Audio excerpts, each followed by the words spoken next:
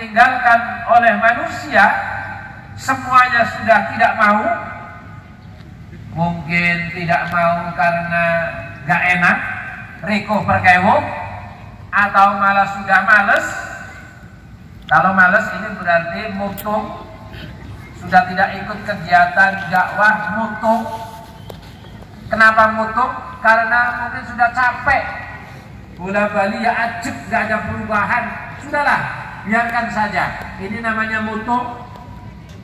Maka akan ada musibah besar yang menimpa seluruh umat manusia.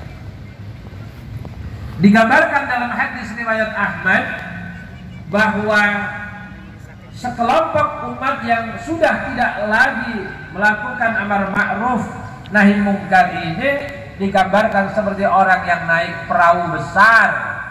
Banyak orang yang naik di tengah lautan, semakin ke tengah lama-lama kehabisan makanan. Yang sudah habis tambah lapar, tambah haus.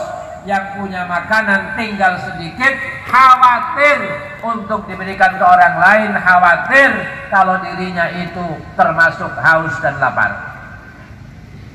Ini gambaran bahwa tolong menolong itu untuk terus dilakukan walau dalam kesulitan. Amar ma'ruf harus terus berjalan walau sulit dan berat. Walau sulit dan berat.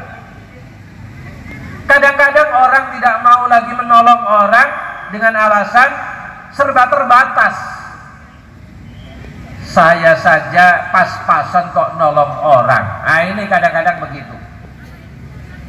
Karena itu maka jika amar ma'ruf nahi mungkar macet digambarkan seperti penumpang perahu yang sudah kehabisan makanan dan yang punya makanan enggan berbagi dengan alasan minimal, sudah terbatas. Karena itu maka penumpang yang sudah tidak tahan dengan lapar dan haus, mereka melobangi perahunya. Perahunya dilobangi untuk mencari air, walau air laut. Akhirnya perahunya berlobang, masuklah air dan mereka bisa minum. Perutnya terasa lega walau asin, dan mendingan sudah ada asupan masuk walau air laut. Tapi mereka lupa bahwa melobangi perahu dan air masuk itu bahaya. Orang-orang yang melihat bahaya juga cuek dan diam. Kenapa? Merasa tidak berbuat. Yang dosa kan yang melobangi. Saya kan tidak termasuk yang bikin lobang.